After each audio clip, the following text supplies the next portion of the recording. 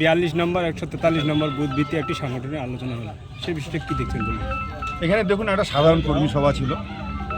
আমাদের কর্মীদের কাজ করার পদ্ধতি, কিভাবে আমরা কাজ করব, জনগণের কাছে যাব, উন্নয়নের ধারা কিভাবে ডবল ইঞ্জিন সরকারের যে উন্নয়ন সেটাকে ঘরে ঘরে পৌঁছে দেওয়া যায়, এই উন্নয়নের সুফল তো আমরা কম বেশি সবাই পাবে, যাতে এই উন্নয়ন থেকে বঞ্চিত না হয় সেই সম্বন্ধে তাদেরকে কর্মীদেরকে আমাদের চিন্তাভাবনা দেওয়া এবং সামনে যে আমাদের আরও বৃহৎ দায়িত্ব দুর্নীতিমুক্ত সমাজ গঠন, এটা যাতে আমরা ভালোভাবে করতে পারি।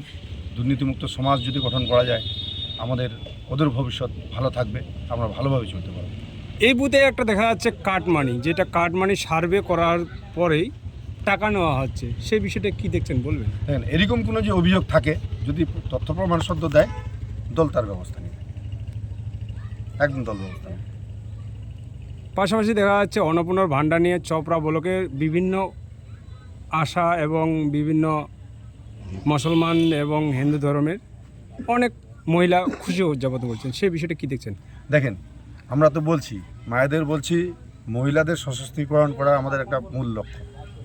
মহিলারা কেন পিছিয়ে থাকবে? মহিলাদের জন্য আরও বিভিন্ন রকম উন্নয়নমূলক কর্মসূচি আছে, ব্যাংকের স্বল্প সুদের ঋণ, আরও ব্যাংকের মাধ্যম দিয়ে তাদেরকে স্বনির্ভর করে দেওয়া, আরও করে তোলা, এই সমস্ত প্রচেষ্টা হচ্ছে। এবং আমরাও খুব খুশি যে আজকে মায়েরা আস্তে আস্তে রাস্তায় দেখলাম যে বিভিন্ন জায়গায় ভিড়, আজকে এই যে অন্নপূর্ণা ভাণ্ডারের টাকা পাচ্ছেন ওনারা, অন্তত সাময়িক কিছু না হলেও ওই মায়ের বাচ্চাটার জন্য দুধের পয়সাটা তো আমাদের সরকার দিচ্ছে, নিজে অন্তত লবণ ভাতটা অন্তত তার একটা ব্যবস্থা করার একটা জায়গা হয়েছে।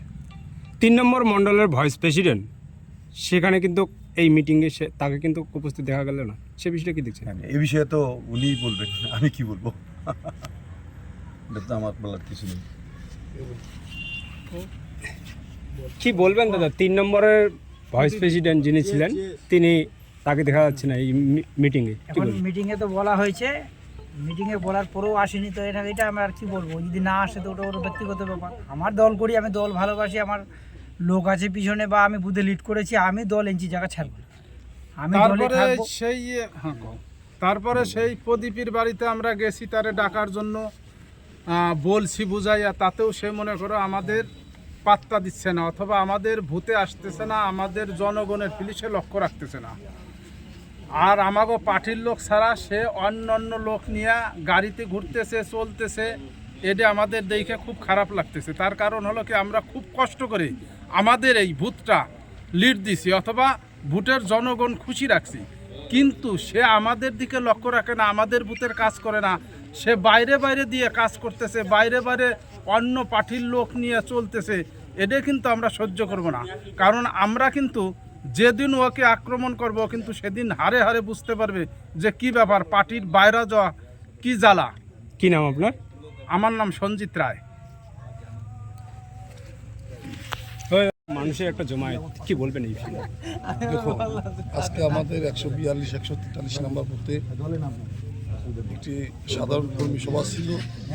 এই কর্মী সভার মাধ্যমে অনেক কিছু উঠে আসলো, যে আমাদের চোপড়া 28 নং চোপড়া বিধানসভার 3 নম্বর মণ্ডল গিন্নিগাঁও অঞ্চলের যে পরিস্থিতি, আমি বলতে চাই আপনাদের সোশ্যাল মিডিয়ার মাধ্যমে, আমাদের মণ্ডল সভাপতি প্রদীপ ভাই, যে প্রত্যেকটা যত নতুন কন্যা কর্মী আছে, নতুন না করে নতুন কেউ নেন, কন্যা কেউ নেন, প্রত্যেকের সাথে বসে যে সমস্যাটা চলতেছে এই সমস্যাটা সমাধান করার জন্য। আর যদি এই সমস্যার সমাধানটা না হয়, পরবর্তীকালে আমি যেটা দেখতেছি যে মণ্ডল সভাপতি একটা বুথে যে মিটিং করবে, কর্মী পাবে না, কিন্তু সাধারণ কর্মী যারা আছে, বুথের যারা বুথ রক্ষক, তারা ঠিকই মিটিং করবে, কিন্তু প্রেসিডেন্ট ডাক পাবে না। কারণ মণ্ডল সভাপতিকে আমরা বারবার ডাকা সত্ত্বেও আজকে এখানটায় 1 সপ্তাহের ভিতরে 3টে বৈঠক হইল, মণ্ডল সভাপতি একবারও আসলো না। আমার বুথের জিএস মহাদেব সিং, তাকেও বলা হয়েছে, সেও আসে না। জানি না ওদের ভিতরে কি ভয় লুকিয়ে আছে, যে মিটিংয়ের ভিতরে গেলে পরে হয়তো প্রশ্ন করবে কেউ, কি উত্তর দিব। আমার মনে হয় তাদের উত্তর দিবার কোনো জায়গা নেই। তাই আমি বলবো যে এখনও শুধরাই যাওয়ার জন্য, কারণ আমি 6 বছর মণ্ডল সভাপতি চালাইছি, আজ অব্দি কেউ আমাকে একটা কালি দিতে পারবে না। কিন্তু এখন দল 26-এ ক্ষমতায় আসার পরে কেন আপনারা এরকম করতেছেন? আপনারা প্রত্যেককে নিয়ে বসুন, প্রত্যেককে নিয়ে সমস্যার সমাধান মিটান, নাহলে সামনে 28-এ পঞ্চায়েত নির্বাচন, আমাদের পরিস্থিতি খারাপ আছে। তৃণমূল যেভাবে আমাদের পিটাইছে, আজকে কংগ্রেসের হাতেও আমাদের সেভাবে মাইর খেতে হবে।